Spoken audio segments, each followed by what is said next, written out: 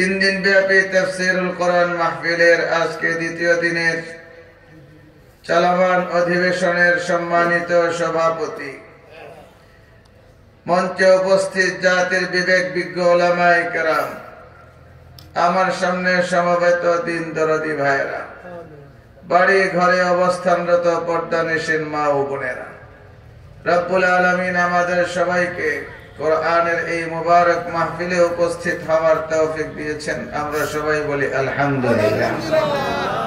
বড় বড় উলামায়ে কেরামের জবান থেকে আপনারা কথা শুনেছেন।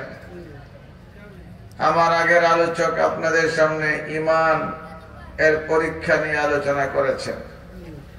আল্লাহ আমাদের ঈমানকে মজবুত করার তৌফিক দান করুন। ঈমান মজবুতির যত অন্তরায় আছে এগুলোর থেকে আমাদেরকে আল্লাহ পাক সাফ রাখেন। সবাই বলে আমিন।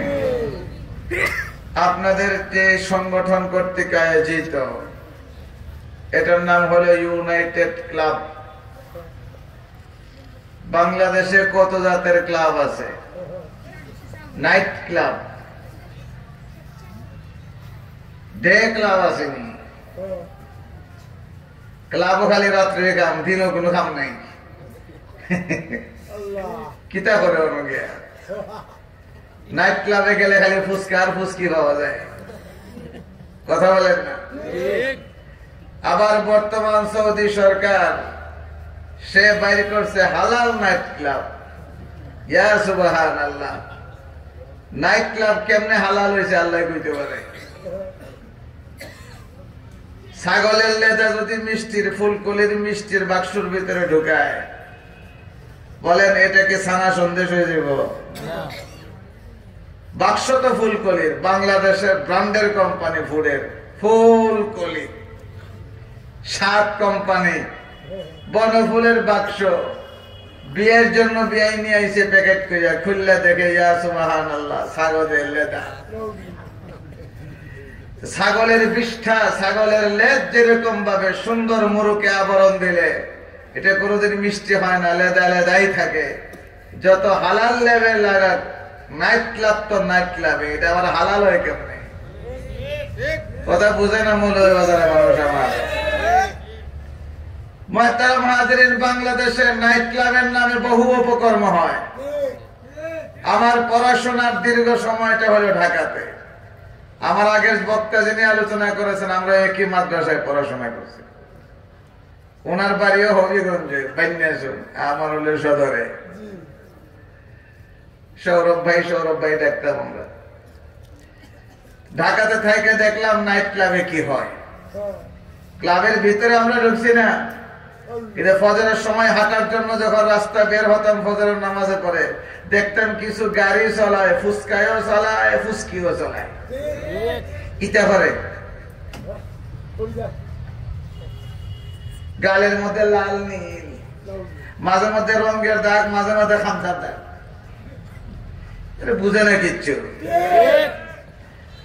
তবে আপনাদের এই ইউনাইটেড ক্লাব যারা সদস্য, সবাইকে আমি ধন্যবাদ জানাই, মোবারকবাদ জানাই।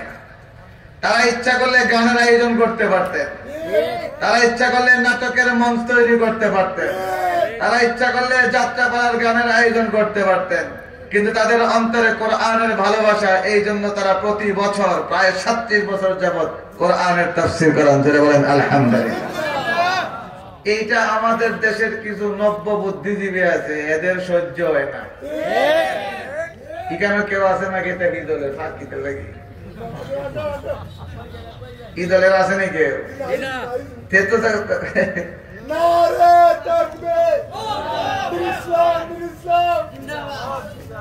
ওই একবার, ওই আরেকবার যদি হতে টেকা দিতাম না। সামনে সামনে আরে বড় বড় বক্তারা রয়েছে না। আমি তো বড় কোনো আলোচক না, বক্তা না, কিছু না। এটা আমি বুঝি ভালো করে। আমার যে যোগ্যতা নাই, আমি যে পারি না কিছু, আপনারা মনে করেন না যে আমি বুঝি না। আমি খুব ভালো করে বুঝি। কিন্তু আপনারা দাওয়াত দেন আমার বাবার মহাব্বতে। হাসান মির্জা, আমি যদি মুহাদ্দিস হিসেবে করেন না হইতাম, আমার কেউ দাওয়াত দিল না। এটা আপনারা আমি ভালো বুঝি। আমার কোনো যোগ্যতা নাই, কিন্তু এই মঞ্চটার সাথে আমার বাবার স্মৃতি বিজড়িত।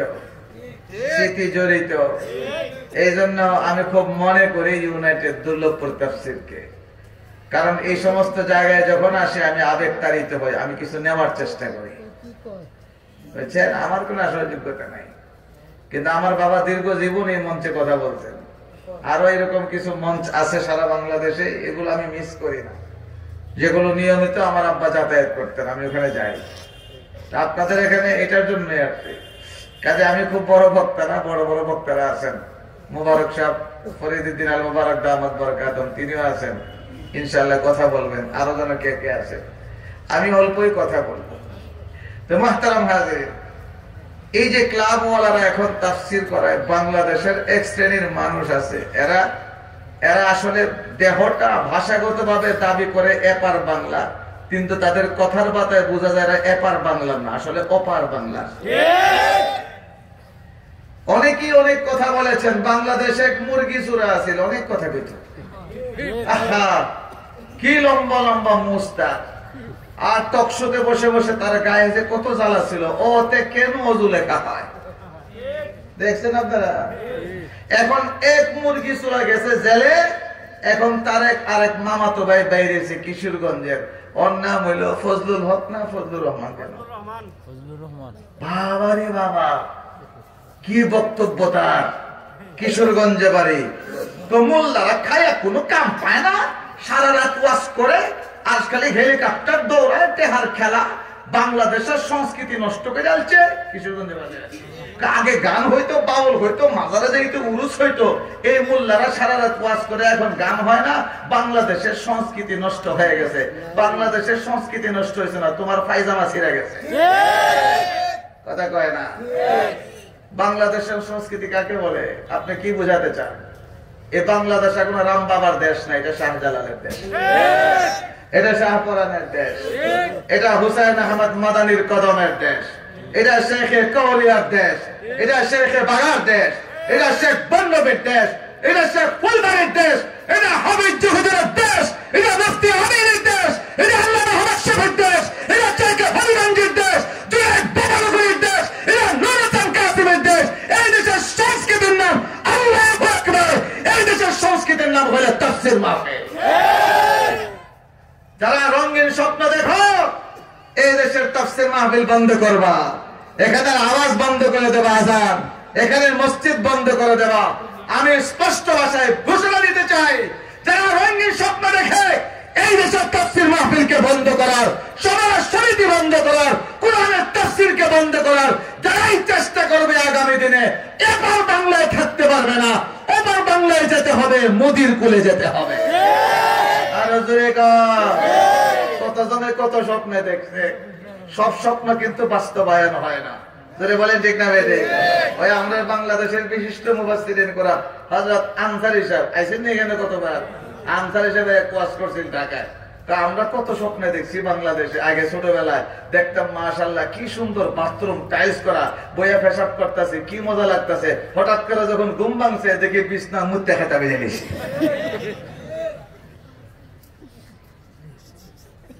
ওনার ভাষায় বলছি, আমার ভাষা না, এটাই বাস্তব। কতজন কত স্বপ্ন দেখছিল, 45 মিনিট সময় হইল না, কথা কন না কেন? কাজে এই সমস্ত আজাইরা স্বপ্নে আপনারা দেখবেন না। বাংলাদেশের সংস্কৃতি গান, বাদ্য, যাত্রা, বল, এটা বাংলাদেশের কোন সংস্কৃতি হতে পারে না। বাংলাদেশের সূর্য ওঠে আল্লাহু আকবারের আওয়াজের মাধ্যমে, এই দেশের সূর্য অস্তমিত হয় আল্লাহু আকবারের আওয়াজের মাধ্যমে। এই দেশের রাজধানী ঢাকাকে মসজিদের শহর বলা হয়, কাজে এই দেশের সংস্কৃতির নাম হলো ওয়াজ মাহফিল, তাফসীর মাহফিল। আল্লাহু আকবার। যাত্রাপালার গানও বাংলাদেশে হবে না, কথা বলেন না? অন্তত এই 2024-এর স্বাধীনতার পরে এই স্বপ্ন দেখে লাভ নাই, কারণ আমাদের বাংলাদেশের যে নতুন স্বাধীনতা, শুধুমাত্র স্কুল কলেজ ইউনিভার্সিটির ছাত্ররাই রক্ত দেয় নাই, এখানে বহু হাফেজে কোরআনের রক্ত আছে, বহু ইমামের রক্ত আছে, বহু মুয়াজ্জিনের রক্ত আছে। জোরে বলেন ঠিক না বেটি? মুহতারাম হাজিরিন, বহু ক্লাবওয়ালারা গানের আয়োজন করে, জুয়ার আড্ডা বসায়, ক্যাসিনো খেলে, ক্যাসিনো চালাইছে খেলতে খেলতে। কিন্তু ইউনাইটেড ক্লাব কোরআনের তাফসীরের আয়োজন করেছে। এই ক্লাবের হয়তো অনেকে দুনিয়ায় নাই, অনেকে অসুস্থ অবস্থায় আছেন। বিশেষ করে আমার অত্যন্ত মহাব্বতের, আমার বাবারও মহাব্বতের জনাব আব্দুল কাইম সাহেব, আমরা কাইম ভাই বলি, উনিও খুব অসুস্থ। আল্লাহ যারা অসুস্থ আছেন আল্লাহ তাদেরকেও শিফায়ে আজলা দামালা কামেলা নসিব করেন। আমাদের সবাইকে আল্লাহ রুহানি জিসমানি বেমার আজার থেকে আল্লাহ যেন হেফাজত করেন। আমিন। অল্প কথা বলবে, একেবারে অল্প, লম্বা সময় কথা বলার যোগ্যতাও নাই, কিছু পারেও না, টাইনে পাবে যা করে বাইরা। আপনারা কি মনে আছে আমি কোন সূরা দিয়ে আলোচনা করছি? সূরাতুল হুজুরাত। গত 2 বছর আলোচনা করেছি, 8 নম্বর আয়াত পর্যন্ত এসেছিলাম। আজকে আপনাদের সামনে 9 নম্বর আয়াত থেকে আলোচনা করব ইনশাআল্লাহ। আল্লাহ পাক রব্বুল আলামিন মুসলমান দল পরস্পরের মাঝে কি সম্পর্ক হবে এবং যদি কোনো সমস্যা হয় তাহলে কি করণীয়, এই ব্যাপারে আল্লাহ ঘোষণা দিচ্ছেন সূরাতুল হুজুরাতের 9 নম্বর আয়াত। মদিনায় 2টা গোষ্ঠী ছিল, আউস এবং খাজরাজ। বলেন কি নাম? কোন কোন তাফসীরের কিতাবে 2 গোত্রের নাম উল্লেখ করা হয়েছে, কোন কোন তাফসীরের কিতাবে নাম উল্লেখ নাই। 2টা মুসলমান দলের মাঝে একটু সমস্যা দেখা দিয়েছে, মারমুখী অবস্থা। এগুলো শয়তানে করে আর মুনাফিকরা করে। যারা বলেন ঠিক না ঠিক? আমাদের বাংলাদেশেও কিছু মুনাফিক আছে, আমরার ভিতরে লাগাইবে। তাবলিগ জামাত কোন রাজনৈতিক না, বুড়া বুড়ি না, নির্বাচন করে না, কিছু করে না, হে তাবলিগের ভিতরেও লাগাই দিতে কথা কয় না, চিনি না নাই। এখন সারা জীবন করলো ইকরামুল মুসলিমিন, এখন দেখায় ডান্ডাতুল মুসলিমিন। মাথার ফাগরিও আছে, পকেটে মিসওয়াক আছে, চামড়ার মুজাও আছে, মাশাআল্লাহ, দেখতে তো আল্লাহওয়ালা। কিন্তু যে সুন্দর করে আলেম পিটাইছে টঙ্গীর ময়দানে, সুবহানাল্লাহ, লাগে বদরের যুদ্ধত নামে গেছি। জোরে কোন নাউজুবিল্লাহ। আলেমের রক্ত ধরায় মাথার পাগড়ি, আলেমের গায়ে মুরব্বি তাহাজ্জুদ ওয়ালা সাদা দাড়িওয়ালা মুরব্বিদের রক্ত ধরায়, কিন্তু পকেটে মিসওয়াক পায়, চামড়ার মোজা। এরা আমি বলি সবগুলো দেখতে দরবেশের মতো দেখা যায়, আমি বলি একটাও দরবেশ না, এগুলো সব হইল মুনাফিক। ধরছে বেশ চিনেনি বাংলাদেশের ধরছে বেশ চিনাইতে তো বেশি কিছু লাগে না। একটা এক্সাম্পল আমাদের সামনে আছে। আমাদের বাংলাদেশে একজন দরবেশ ছিলেন, উনি ধরা খাইছে 57,000 কোটি টাকা। বুঝে না রে মৌলভীবাজার মুসলমান, বুঝে না। দরবেশে কত টাকা ধরা খাইছে? 57,000 কোটি। দেখতে তো কি সুন্দর দাড়ি, সুবহানাল্লাহ, কালো চশমা, সাদা পায়জামা, সাদা পাঞ্জাবি, একবারে জান্নাতি পোশাক, সুবহানাল্লাহ। কিন্তু চুরি করছেন কত টাকা? 57,000 কোটি। বলেন দরবেশ না ধরছে বেশ? এই সমস্ত ধরছে বেশদের কাজই হলো মুসলমানদের ভিতরে ঝগড়ার সৃষ্টি করা, তাবলিগ জামাতে ফিতনার সৃষ্টি করা, মসজিদে ফিতনার সৃষ্টি করা, মাদ্রাসায় ফিতনার সৃষ্টি করা, ওয়াজ মাহফিলে ফিতনার সৃষ্টি করা। বলেন এরকম হয় কি হয় না? এখন যদি 2টা মুসলমান দলের মাঝে এরকম ধাক্কাধাক্কি হয়, মনোমালিন্য হয়, ঝগড়ার সৃষ্টি হয়, তখন যারা মুরব্বী নেতৃস্থানীয় ব্যক্তি আছে, যারা উলামায়ে কেরাম আছে, অভিভাবক পর্যায়ে আছে, রাষ্ট্রীয় কর্তৃত্ব যে মুসলমানদের হাতে থাকবে, তাদের কি করণীয়? আল্লাহ পাক রব্বুল আলামিন বলেন, وَإِن طَائِفَتَانِ مِنَ الْمُؤْمِنِينَ اقْتَتَلُوا فَأَصْلِحُوا بَيْنَهُمَا فَإِن بَغَتْ إِحْدَاهُمَا عَلَى الْأُخْرَى فَقَاتِلُوا الَّتِي تَبْغِي حَتَّى تَفِيءَ إِلَى أَمْرِ اللَّهِ رب العالمين বলেন وَإِن طَائِفَتَانِ مِنَ الْمُؤْمِنِينَ اقْتَتَلُوا আল্লাহ বলেন মুসলমানদের 2টা দল তারা যদি পরস্পরে ঝগড়া করে, পরস্পর কি করে? ঝগড়া করে, তাহলে কি কর্তব্য? আল্লাহ বলেন ফাসলিহু বাইনাহুমা, তাদের মাঝে সন্ধি করে দাও। তাহলে আরো লাগায় দাও না সন্ধি করো? কিন্তু আমরা খাচ্ছি কিতা না তুমি না কিতা কোথাকার বেচারা কথা প্রসঙ্গে কোন কথা বলছে মৌলভীবাজার কোন হোটেলে ভাই এমনি লাগাই দিছে, কয় মিয়া এবারটা কিরকম? খুব ভালো বালা, তোমার যে বাস দিছি আসেনি খাচ্ছ আপনি তারা বড় বিশ্বাস করবে, হে যেটা করে আপনার শেষ করে নেবো আপনারা একবারে। এই খাচ্ছত, এই অভ্যাস আমাদের মাঝে আছে দিনে নাই? যারা এই সমস্ত অভ্যাস, আপনার কথা আমার কাছে, আমার কথা আরেকজনের কাছে, এটারে বাংলাদেশ ভাষায় কয় তালাতালি। তালাতালি কোনোদিন উপরে উপরে না, এটা হয় তলে তলে। তালাতালি উপরে উপরে চলে না তলে তলে? আমরা বাংলাদেশে একজন তলে তলে থিওরিওয়ালা আছে, এখন তুকে পাওয়া যায় না। কথা কয় যিনি স্মার্ট বাংলাদেশের স্বপ্ন দেখতেন স্টেজ ভেঙে ফেলে গেছে, তলে তলে সব হয়ে গেছে। তালাতালির উপরে উপরে হয় না, তলে তলে হয়। আর এখন কোন মজলিসে একজন তাল্লা গাওয়া ব্যক্তি যদি থাকে তাহলে পুরা মজলিসে দোয়া কবুল হয় না। কেমনে দোয়া কবুল হবে আপনার? হযরত মুসা আলাইহিস সালাতু ওয়াস সালাম বৃষ্টির জন্য দোয়া উঠাইছেন, মানুষজন নিয়ে মজলিস বসাইয়া ইউনাইটেড ক্লাবের ওয়াজ মাহফিলের মতো আল্লাহর কাছে দোয়া করতেছেন। বৃষ্টি নাই, খরা, ক্ষেত খামার সব জলে পড়ে ছারখার হয়ে যাচ্ছে, ছাগল ভেড়া সব মারা যাচ্ছে। হযরত মুসা আলাইহিস সালাম আল্লাহর কাছে দোয়া করেন, আল্লাহ বৃষ্টি দাও, আগিতনা, আল্লাহ বৃষ্টি দাও। অনেক ডাকতে ডাকতে ডাকতে ডাকতে কোনো লক্ষণ নাই বৃষ্টির। মুসা আলাইহিস সালাম তো অবাক হয়ে গেছেন, আল্লাহর পয়গম্বর দোয়া করলে তো অবশ্যই গ্রহণযোগ্য হওয়ার কথা, আল্লাহ জবাব দেওয়ার কথা, আল্লাহ কত মহব্বত করেন মুসা কালিমুল্লাহ, কিন্তু আল্লাহর পক্ষ থেকে কোনো সারা শব্দ নাই, বৃষ্টির কোনো আলামত নাই। মুসা আলাইহিস সালাম আল্লাহ কি অপরাধ, কি অপরাধ আমার, এত টাকা ডাকছি। আমরা বাংলাদেশেও কইছে নানি মাইরে উইরে সবকিছু গুলি ঘিরে মাইরে, কি অপরাধ ছিল আমাদের? আল্লাহ এরকম মাসুম মানুষ আসেনি দুনিয়ার, সুবহানাল্লাহ। গুলি ঘিরে মাসুম বাচ্চা মারছে, কি অপরাধ আমাদের?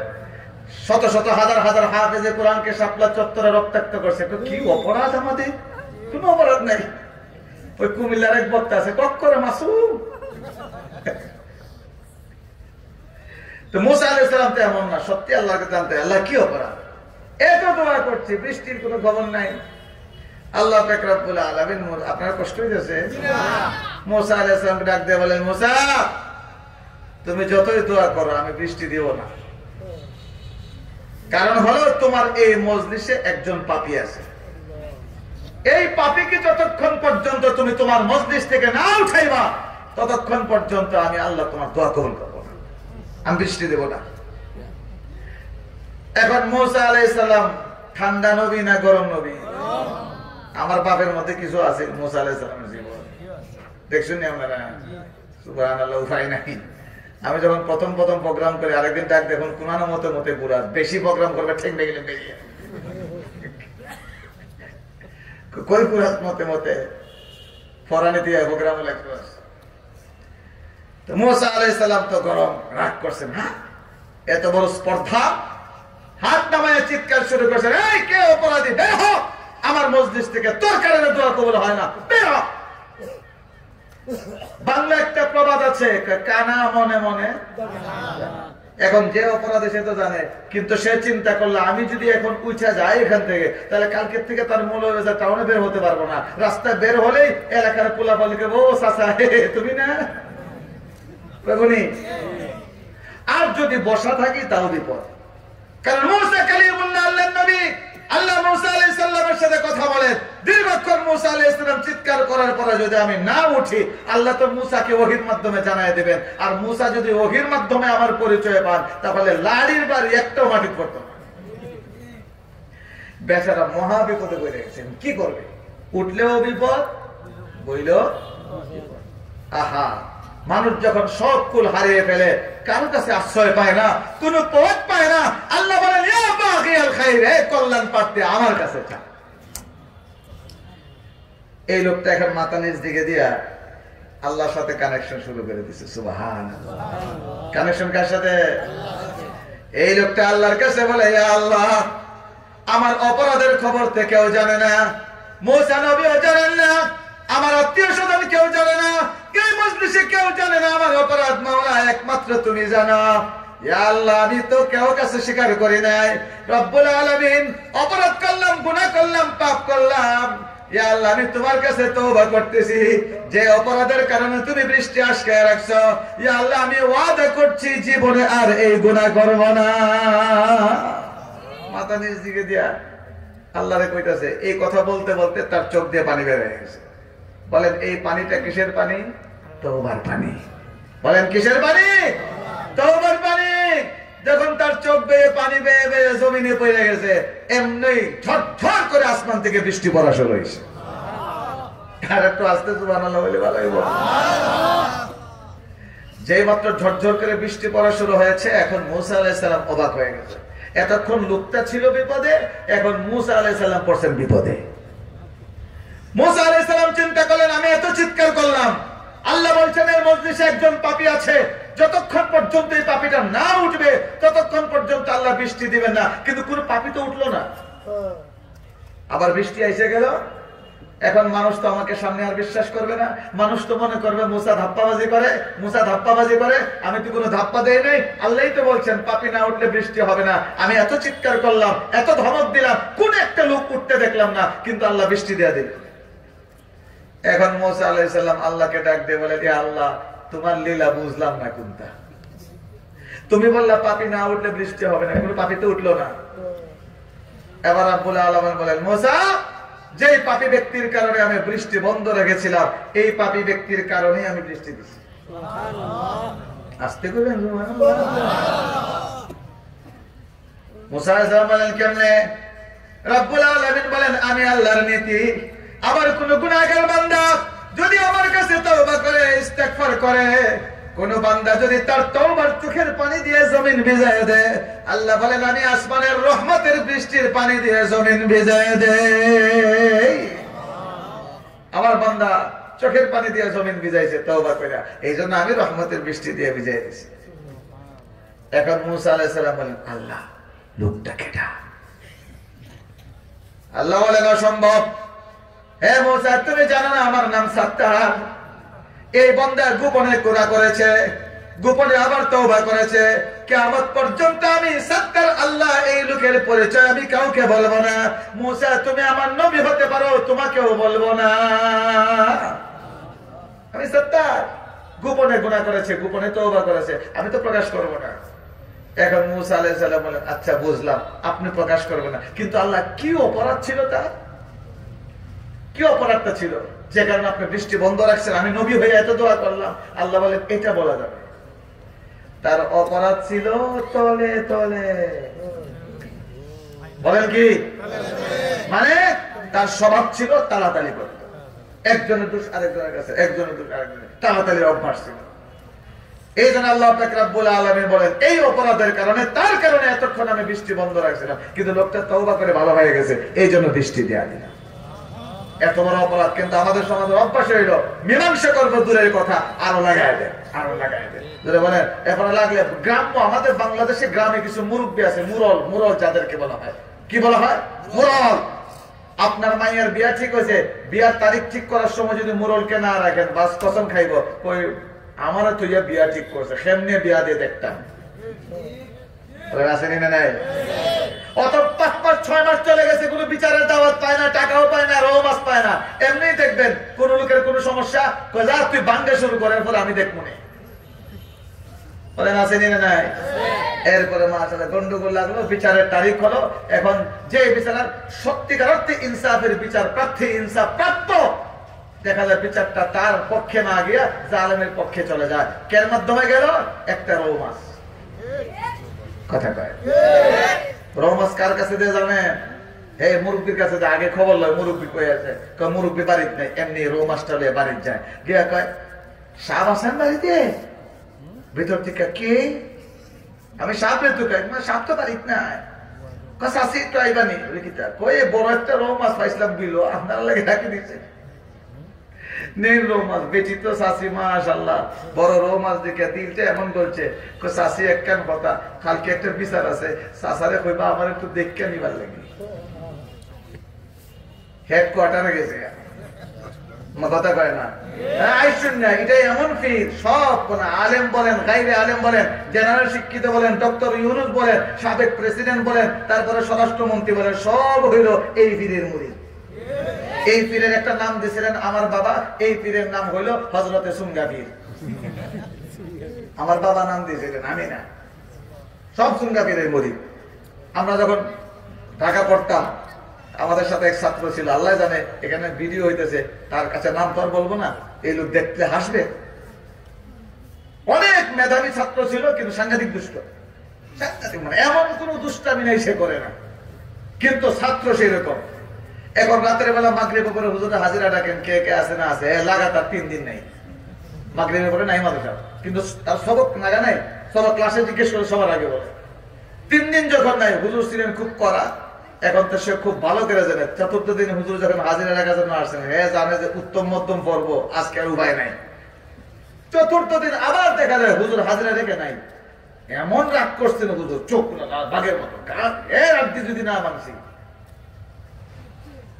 এসারের পরে যখন আসছে, আমরা ভাই কি কাম করলে, হুজুর যে রাগ করছে, তোমার আর আটিপুটি থাকতো না, ওই কিচ্ছুই তো না। কেন দেখিস কালকে হুজুর এলে কি করে। পরের দিন হুজুর আবার হাজিরা রাখে, আয় ডাক দিয়ে যখন হ্যাঁ নাম হয়েছে, আমি তো নাম বলবো না, কিরে তুই কি কাম করছস, তুই তো আমার হেড কোয়ার্টার হাত দিয়ে লাইছস। ঘটনা হইলো 3য় দিন যখন নাই, ও খবর পাইছে হুজুর রাগ করছে না, সুজা হুজুরের বাসা দিয়ে গিয়ে আম্মা, ও আম্মা, আম্মা আমার বাসান, হুজুরে আমার মেরে লেবো, হুজুরে আমার মেরে দেবো। আপনি এমন কান্দা শুরু করছে। আমাদের উস্তাদের বিবিস ওয়াইফ তো আমাদের রোহানি মা, রোহানি বাবার গিয়েছে আম্মা আম্মা দেখিয়া, আপনি না বাসেন, হুজুরে আমার মেরে নেবো। শেষ এমন কান্না শুরু করছে, তো হযরতের আহলিয়া বলছে ঠিক আছে আমি বলবো। ওই হুজুর যখন গেছে, তখন আমরা হুজুর আহলিয়া কইছে, কোন ছাত্র এটা 3 দিন বলে নাই, আপনি রাগ করছেন। আমি কইছি এ বড় কান্না করে, আমি মাইরেন না। হুজুর করে কি কামটা করলো।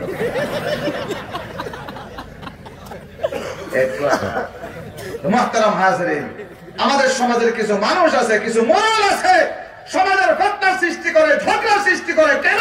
ঘুষ খাওয়ার জন্য, হারাম খাওয়ার জন্য, পায়খানা খাওয়ার জন্য। এই সমস্ত মোরলরাই আমাদের সমাজে সমস্যার সৃষ্টি করে। যারা বলেন ঠিক না বেঠিক? এই মোরল আবার বিভিন্ন পরিসরের আছে।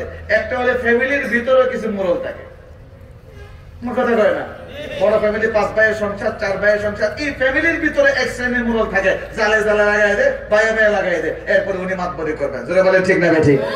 এরপরে আছে আবার আরেকটু বড় পরিসর, সেটা হলো আমাদের পাড়া প্রতিবেশী মহল্লায়, এখানে আবার কিছু মোরল থাকে, এদের পরিসরটা আরেকটু বড়। আরেকটা মোরল আছে আরেক ধরনের রাষ্ট্রীয় পর্যায়ে, যারা আমাদের বাংলাদেশে দেখবেন টকশোতে বসে বসে কথা বলে, ওরা নাকি বুদ্ধিজীবী, ওরা নাকি বুদ্ধিজীবী। বাংলাদেশে বুদ্ধিজীবী নামক অধিকাংশই হলো এই দেশে গন্ডগোল লাগাইয়া অবৈধ ফায়দা হাসিল করতে চায়। আরেক ধরনের মোরল আছে আন্তর্জাতিক অঙ্গনে, এরা একটা সব থেকে বড় মোরল যেটা, এটার নাম হলো আমেরিকা। কথা বলেন না? এই পৃথিবীতে ফিতনার গন্ডগোল সৃষ্টি করার জন্য আরেকটা মোরল আছে, এই মোরলের নাম সব থেকে বেশি পারদর্শী, এটা হলো আমাদের পূর্বেকার সরকারের স্বামীর দেশ।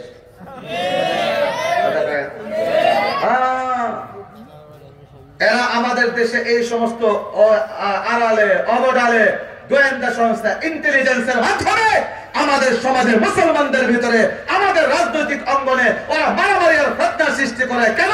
দলে দলে যখন ফিতনা সৃষ্টি করবে, তখন টুপ দিয়ে এসে তার অবৈধ সত্য হাসিল করবে। জোরে বলেন ঠিক না বেঠিক?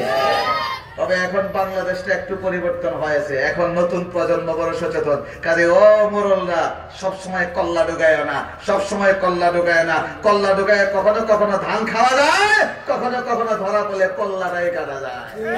আর যদি বলেন ঠিক না বেঠিক?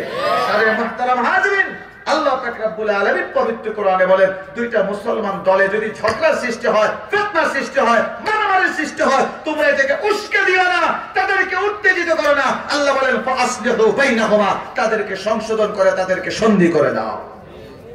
সওয়াব আছে না নাই? আর যারা বলেন সওয়াব আছে না নাই? এরকম মুসলমান দুই ভাইয়ের সংঘাত, মুসলমান দুই গোষ্ঠীর সংঘাত, মুসলমান দুইটা দলের সংঘাত, এই সংঘাতকে বন্ধ করার জন্য কেউ যদি তাওরিয়া কৌশলগত মিথ্যা না, আসলে মিথ্যার মতো কথা বলেও যদি সংশোধন করে দেয়, সন্ধি করে দেয়, তবুও জায়েজ আছে। বলে তবুও কি আছে? জায়েজ আছে। মনে করেন দুই বিয়ে লাগছে ঝগড়া, এখন এই বিয়ের গোষ্ঠী আছে, ওই বিয়ের গোষ্ঠী, তোমার ঝগড়া লাগছে, সামনে মারামারির আশঙ্কা আছে। আপনি যে বললেন আসসালামু আলাইকুম, অমুক কিতাব না, এগুলো তার না কেউ কিতাব সম্পর্কে বিয়ে, কিন্তু যে ব্যক্তি কিতাব হয়েছে কার হলো না।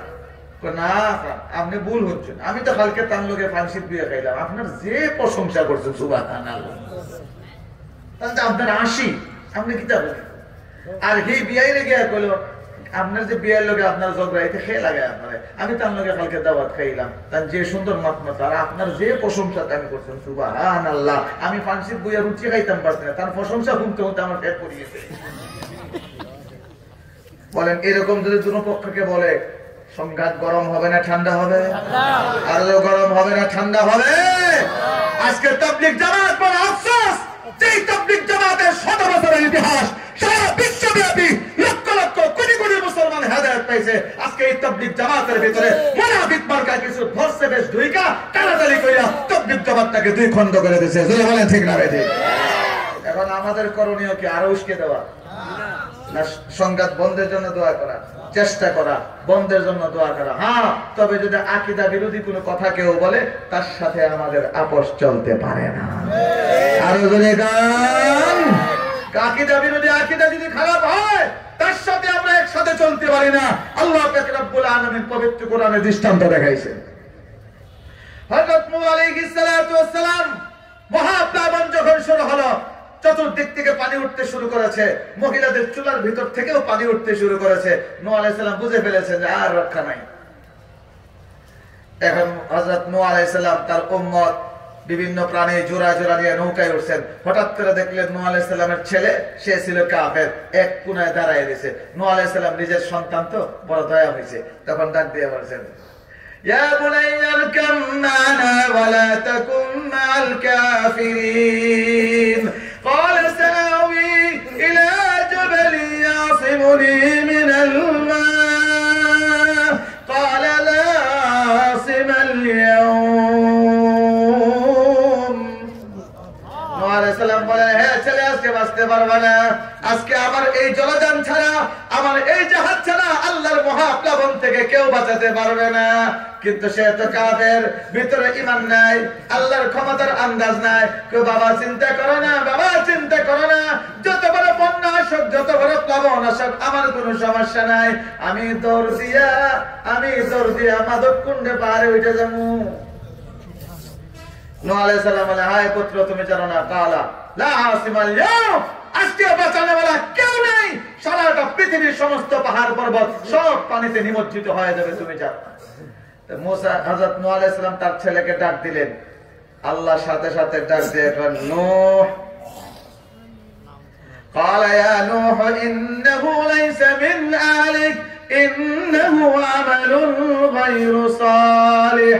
হে নূহ, তুমি আমার পয়গম্বর হতে পারো, হে নূহ তোমার সন্তান হতে পারে, কিন্তু সে তো ইসলাম গ্রহণ করে নাই, সে তো মুসলমান হয় নাই, তার ভিতরে ঈমান নাই। হে নূহ, তোমার নৌকার ভিতরে ঈমানদার ছাড়া আর কারো জায়গা হইতে পারে না।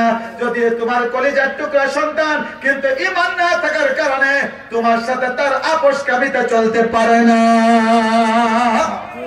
কাজে মুহতারাম হাজিরিন, তাবলীগ জামাতের ভিতরে ফিতনা দমন হোক আমরাও চাই, তবে যদি আকীদা বিরোধী, ইসলামের মূলনীতি উসুল বিরোধী, আম্বিয়া কেরামের উসুল বিরোধী কথা যদি কেউ বলে, তাহলে তার হেদায়েতের দোয়া করতে পারি, আপোষ চলতে পারে না। আর যদি কান প্রাসঙ্গিক এই কথাটা না বললে আপনারা আবার বলে বুঝবেন। তো মুহতারাম হাজিরিন, বাকি আমরা এটাও বিশ্বাস করি তাবলীগ জামাতের ভিতরে এই সংঘাতটা কিছু মুনাফিকই লাগাই দিয়েছে। এখন আমাদের কর্তব্য, উলামায়ে কেরামের কর্তব্য, যারা শাসন ক্ষমতায় আছেন সবার কর্তব্য হলো সবাই মিলে এই দুইটাকে সুন্দর করে বুঝায় শোনায় এক করে দেওয়া, চেষ্টা চালিয়ে যাওয়া। যদি এক হয় আলহামদুলিল্লাহ, যদি তওবা তালিল করে যদি এক না হয় তাহলে তুমি কপাল ধরা। কারণ আল্লাহ পরের নির্দেশনাও দিচ্ছেন, وَإِنْ طَائِفَتَانِ مِنَ الْمُؤْمِنِينَ اقْتَتَلُوا فَأَصْلِحُوا بَيْنَهُمَا فَإِنْ بَغَتْ إِحْدَاهُمَا عَلَى الْأُخْرَى فَقَاتِلُوا الَّتِي تَبْغِي حَتَّى تَفِيءَ إِلَى أَمْرِ اللَّهِ। রব্বুল আলামিন বলেন, প্রথম তো তাদেরকে আপোষকামিতার জন্য চেষ্টা করবা, সন্ধি করার জন্য চেষ্টা করবা, কিন্তু এরপরও যদি এক দল আরেক দলের বিরুদ্ধে পদক্ষেপ নেয়, বিদ্রোহ করে, সবাই মিলে চেষ্টা করে মানে না, সবাই মিলে আপোষকামিতার চেষ্টা করে তবুও মানে না, এরপরে যদি এক দল আরেক দলের বিরুদ্ধে বিদ্রোহ করে, আক্রমণ করে, এখন আল্লাহ পাক রব্বুল আলামিন বলে এখন আর খাতির করা যাবে না। ফাকাতিলুল্লাতী তাবগী হাত্তা তাফিআ ইলা আমরিল্লাহ।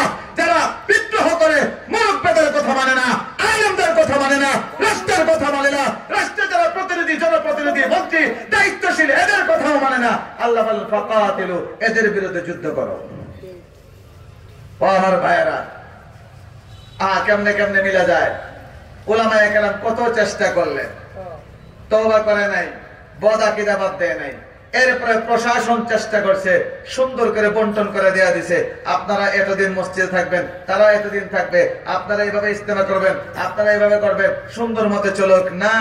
এরপরেও যায়া টঙ্গীর ময়দানে মাদ্রাসার কচি কচি ছাত্র, বুড়া বুড়া মুরব্বী, উলামায়ে কেরাম, সাদা দাড়িওয়ালা মুসল্লি, তাহাজ্জুদওয়ালা, আল্লাহর নবী বলেন সাদা দাড়িওয়ালা একটা মানুষ যখন আল্লাহর কাছে হাত তুলে দোয়ার জন্য, আল্লাহ বলেন সাদা দাড়িওয়ালা বান্দার হাত ফিরিয়ে দিতে আমি আল্লাহর লজ্জা হয়। এরকম মানুষকেও রক্তাক্ত করে, মানে না, আলেমদের কথা মানে না, বরুণা মুফতি সাহেবের কথা মানে না, আহমদ শফির কথা মানে না, আব্দুল মালিক সাহেবের কথা মানে না, জুনায়েদ বাবনগরের কথা মানে না, নূর হোসেন কাসেমের কথা মানে না, বাংলাদেশের শীর্ষ আলেমদের কথা, সারা বিশ্বের শীর্ষ হক্কানি আলেমদের কথা মানে না। এরপরেও যারা পদক্ষেপ গ্রহণ করেছে, আলেমদেরকে রক্তাক্ত করেছে, নিরীহ মুসল্লিদেরকে রক্তাক্ত করেছে, আল্লাহ বলেন এখন আর খাতির করা যায় না, এদের বিরুদ্ধে যুদ্ধ ঘোষণা। বাকি যুদ্ধ কে করবে? United club. এই জিম্মাদারি আমাদের না, এই জিম্মাদারি হলো প্রশাসনের। কথা কয় না? এই জিম্মাদারি কার? আরো যারা বলেন কার? আরো যারা বলেন কার?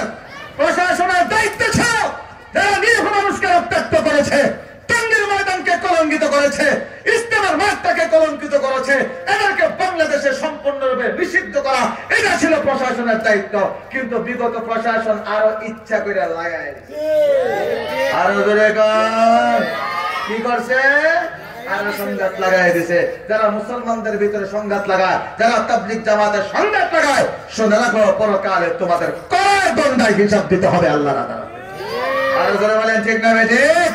আল্লাহ পাক রব্বুল আলামিন বলেন একদল যদি আরেক দলের বিরুদ্ধে পদক্ষেপ নিয়ে আক্রমণ করে, বিদ্রোহ করে, আল্লাহ বলেন তাদের বিরুদ্ধে তোমরা যুদ্ধ করো যতক্ষণ পর্যন্ত তারা আল্লাহর দিকে ফিরে না আসে।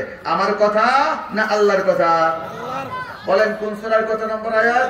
সূরাতুল হুজুরাতে 9 নম্বর আয়াত। বলেন সূরা হুজুরাতে حتى تفيء إلى أمر الله فإن فاءت فأصلحوا بينهما بالعدل وأقسطوا إن الله يحب المقسطين। এরপর আল্লাহ পাক রব্বুল আলামিন বলেন হ্যাঁ, এরপরে যদি তারা এক সময়কে নিবৃত হয়ে যায়, তারা যদি তোমাদের কথা মেনে নেয়, মুরব্বিদের কথা মেনে নেয়, আল্লাহ পাক রব্বুল আলামিন বলে তাহলে তাদের মধ্যে ইনসাফ, ন্যায় ইনসাফের বিচার করে দাও, ন্যায় ইনসাফের বিচার করে দাও। ইন্নাল্লাহা ইউহিব্বুল মুকসিতিন। আল্লাহ পাক রব্বুল আলামিন যারা ইনসাফ করে আল্লাহ তাদেরকে ভালোবাসেন। বলেন বেইনসাফকে আল্লাহ ভালোবাসে না ইনসাফ ওয়ালাকে? এই ইনসাফ কি খালি মুসলমান দুই দল, বউ যদি দুইটা থাকে কোন ইনসাফ? আরে বাংলাদেশের আমাদের একদল ভাইয়েরা ওয়াজ মাহফিলে খুব এখন উৎসাহিত করেন, এই 4 বিয়ে সুন্নত, 4 বিয়ে সুন্নত, 3 বিয়ে সুন্নত, খামাখা কোথায়? কে বলছে? পবিত্র কোরআন তো এই কথাও বলছে যদি তুমি একটা নিয়ে সন্তুষ্ট থাকতে পারো তাহলে একটা বিয়ে নিয়ে থাকো, আর যদি একাধিক বিয়ে করতে হয় তাহলে তুমি দেখো সমানভাবে ইনসাফ করতে পারবে কিনা। আশরাফ আলী থানভী রাহমাতুল্লাহ আলাইহি, ওনার বাচ্চা কাচ্চা ছিল না, প্রয়োজনে উনি একাধিক 2 বিয়ে করছেন। যখন 2 বিয়ে করলেন, একদিন এক লোক তরমুজ হাদিয়া নিয়ে এসেছে। কি তরমুজ? থানভী রাহমাতুল্লাহ আলাইহি বলেন একটা চাকু আনো। উনি চাকু দিয়ে তরমুজ কাটছেন, বলে একটা পাল্লা আনো। পাল্লাতে উঠাইছেন, সমানভাবে 2 টুকরা মাইপা খানকার মুরিদদেরকে বলছেন কেউ যদি একাধিক বিয়ে করো, এইভাবে যদি পাল্লা দিয়ে মাইপা ইনসাফ করতে পারো তাহলে একাধিক বিয়ে করবা, আর যদি এরকম ইনসাফ করতে না পারো তাহলে একাধিক বিয়ে করবা না। জোরে বলেন ঠিক না বেঠিক? কিন্তু আমাদের সমাজে অনেকে একাধিক বিয়ে করে ঠিক, মাশাআল্লাহ, যারা পুরান বউ ওদের খুঁজ হইলে না, আর নতুন দ্বারা লয়ে গেছে সিঙ্গাপুর। বলেন আছে দিনে নাই? ইনসাফ নেবে ইনসাফি, আর ওরা বলেন ইনসাফ নেবে ইনসাফি। এরকম বেইনসাফি যদি কেউ করে, উলামায়ে কেরাম এখানে আছেন, তাদের জন্য একের বেশি বিয়ে করা জায়েজ নাই। যদি ইনসাফ করতে পারো সমানভাবে তাইলে কি করো? বিয়ে করো, তাহলে আল্লাহ তোমাকে ভালোবাসবেন। আর যদি একজনকে নির্যাতন করো, আরেকজনকে রানীর হালতে রাখো, আরেকজনে কামলা খারাও, আল্লাহ বলেন তোমাকে আমি ভালোবাসি না, কারণ তোমার মধ্যে ইনসাফ নাই। বলেন আমরা ইনসাফ করবো তো ইনশাআল্লাহ? আরো যারা বলেন ইনসাফ করবো, মাশাআল্লাহ। আমি তো আচ্ছা, আমি তো আজকে মুহতারাম হাজিরিন, এরপর শুনেন আল্লাহ কি বলে 10 নম্বর আয়াত, ইন্নামাল মুমিনুনা ইখওয়াতুন ফাআসলিহু বাইনা আখাওয়াইকুম ওয়াত্তাকুল্লাহ ওয়াত্তাকুল্লাহা লাআল্লাকুম তুরহামুন। রব্বুল আলামিন বলেন মুসলমানে মারামারি চলতে পারে না। আমাদের মৌলভীবাজার, হবিগঞ্জ, ব্রাহ্মণবাড়িয়ায় মুসলমানে মারামারি হয় না। হ্যাঁ, আল্লাহ জানে মৌলভীবাজার বেশি না হবিগঞ্জ বেশি। আমি আমার দেশের কথাই বলবো, হবিগঞ্জ খুব বেশি। সুবহানাল্লাহ, কথাটা কইতে দিতে টেরালের বাইরে দিতে দেরি হয় না। এই জন্য আমার আব্বা মজা করে একটা দোয়া করতেন বিভিন্ন ওয়াজে, বলতেন আমার একটা দোয়া আছে, এটা আরবি দোয়া না, এটা আবরি দোয়া। কি দোয়া? দোয়াটা করতেন সুনাইবের তাফসীরে, আল্লাহুম্মা ইন্না নাউযু বিকা মিনাল ফারাফারি ওয়াল গুতাগুতি ওয়াল মামলা ওয়াল মুকাদ্দামা ওয়াল কোট ওয়াল কাসারি। আল্লাহ বলেন না না না না, মুসলমানের বিরুদ্ধে মারামারি করতে পারে না। মুসলমান তো পরস্পরের ভাই। আমাদের নবী বলেন পুরোটা মুসলমান জাতি হলো একটা দেহের মতো। ইন্নামাল মুমিনুনা ইখওয়াতুন, সমস্ত মুসলমান হলো ভাই ভাই, সমস্ত মুসলমান হলো ভাই ভাই। আমরা বাংলাদেশে এক বক্তা কোরআনে বাড়ি আল্লাহ জানে সুক্কা কবি প্রশ্ন করে আর কয়েক বছর আগে, আপনারা দেখছেন হয়তো, কয় আমাদের নবী কি মুসলমান ছিলেন? মানুষ কইছে জি, কয় নো, না কয় নো। আমাদের নবীকে যে কেউ যদি মুসলমান বলে ভাই, কয়েকটা সুতা আছে, তাহলে তার ঈমান থাকবে না। নবীরে মুসলমান কইলে বলে কি থাকবে না? ঈমান থাকবে না। কেন? কারণ আল্লাহ পাক রব্বুল আলামিন এবং নবী বলছেন, হ্যাঁ, ইন্নামাল মুমিনুনা ইখওয়াতুন, মুসলমান সব হলো ভাই ভাই। এখন নবীকে যদি মুমিন আর মুসলমান কয়, নবী আপনার ভাই হয়ে যাবেন, নবীর তো ভাই কোন যাইতো না। জোরে কোন নাউযুবিল্লাহ। অথচ আম্বিয়া কেরাম হলেন সারা পৃথিবীতে যত মুসলমান আছে সবার আগে মুসলমান কে? প্রত্যেক নবী হলেন সবার আগে মুসলমান। এবং কোন নবীর কাছে যখন আল্লাহ নবুয়তি দান করেন, এই নবুয়তির প্রতি এই নবীর উপরে দায়িত্ব হলো প্রথম ঈমান আনা। কাজে কোরআন যখন আমাদের নবীকে আল্লাহ দিয়েছেন, নবীর দায়িত্ব হলো সর্বপ্রথম নবী এই কোরআনের প্রতি ঈমান আনবে। এখন নবীর মুসলমান কোন যাইতো না, ঈমান করে কে লাগে? ইন্নামাল মুমিনুনা ইখওয়াতুন। কি আওল পাগল ছাগল কাসিরা ভাইরাস সব ইউটিউবের বদৌলতে, ফেসবুকের বদৌলতে আর স্ট্যান্ড গান লয়ে আইসে নামাজ ভিডিও করে ক্লিপ দিয়ে ছেড়ে দিল, তো ভাইরাল তো ভিজিট কত 60,000। আমি দুষ্টামি করে কইছি, আর স্ট্যান্ড গান টামো দেখছেন সাইজে কেমন আমার ভাই, খেয়াল করছেন? এটা হলো এই জমানার বর্দেশ। মুরব্বীও মানে না, গাড়ি বাগনাও মানে না, উস্তাদও মানে না, কিচ্ছুই মানে না। আমি মজা করে গেছি সাইজে কেমনে, কিচ্ছু কইলাম না ভদ্রতার খাতিরে। এই হলো আমাদের সমাজের অবস্থা। কারণ যে ঠাকুরে লয়ে ঘোরায় এটা আরেক বেয়াদব। অধিকাংশ স্ট্যান্ড গান বক্তব্য বেয়াদব। এই সমস্ত বলি দিকে আমি ভালো না, সাইজে কেমন। এখন যা মন চায় ইউটিউবে, যা মন চায় ফেসবুকে। কাজে মুহতারাম হাজিরিন, আল্লাহ পাক রব্বুল আলামিন বলেন, ঈমানদাররা বলেন ভাই, কথা কয় না, বাপও ভাই, চাচাও ভাই। আল্লাহ হুজুর এসে পড়ছেন, একটা ছোট্ট কথা বলে শেষ করব। আমি মুরব্বীরা বসে কথা বলে বলবো না। এই যে ফখরে বাঙ্গাল রহমতুল্লাহ আলাইহি যখন উজানে বিয়ের ঠিক হইল, উজানে সাহেবের মেয়ের সাথে, উনি শুনছেন বড় আলেম ফখরে বাঙ্গাল। উনি বলেন কেমন বড় আলেম, আগে চেক করুন। কারি ইব্রাহিম সাহেব রহমতুল্লাহ আলাইহি। এখন দেখা হয়েছে ফখরে বাঙ্গাল রহমতুল্লাহ আলাইহির সাথে। দেখে আমি, তুমি নাকি বড় আলেম, তোমাকে একটা প্রশ্ন করি, তোমার আব্বা তোমার কি হয়? কত বড় আলেম? আমার আব্বা আমার ভাই। উনি বলেন জামাই। ঠিক আছে, কথা বলেন না কেন? আদমের সন্তান হিসেবে, ঈমান হিসেবে, ইসলাম হিসেবে বাপ চাচা ছেলে সব কি ভাই ভাই। আর রক্তের সম্পর্ক হিসাবে কেউ বাবা, কেউ দাদা, কেউ নানা, কেউ ভাই। ঠিক না ঠিক? তো আমার হাজিরিন, অনুরোধ করবো, আমাদের বিশেষ করে সিলেট বিভাগ, এর মাঝে মৌলভীবাজার কিছু এলাকা, হবিগঞ্জের কিছু এলাকা, কিশোরগঞ্জের কিছু এলাকা, সুবহানাল্লাহ কথাটা কইতে দেরি আর টেরালে বাড়িতে দেরি হয় না। এগুলো যেন না থাকে। আমরা সব কি ভাই ভাই। কাজে কোনো সংঘাত হয়, ভুল বোঝাবুঝি হয়, ফিতনার সৃষ্টি হয়, তাহলে ইনশাআল্লাহ আমরা এগুলো সমাধানের চেষ্টা করব। সুবহানাল্লাহ, দুইজন মুসলমানের ভিতরে যদি মন কাড়াকাড়ি হয় আর আপনি যদি সহি নিয়তে সমাধান করে দিতে পারেন, হাজার হাজার নফল নামাজের চেয়েও সওয়াব বেশি হবে। আল্লাহ আমাদের সবাইকে বুঝার এবং আমল করার তৌফিক দান করেন। ওয়া আখিরু দাওয়ানা আনিল হামদুলিল্লাহি রাব্বিল আলামিন। আসসালামু আলাইকুম ওয়া রাহমাতুল্লাহি ওয়া বারাকাতুহু। ওয়া আলাইকুম আসসালাম ওয়া রাহমাতুল্লাহি।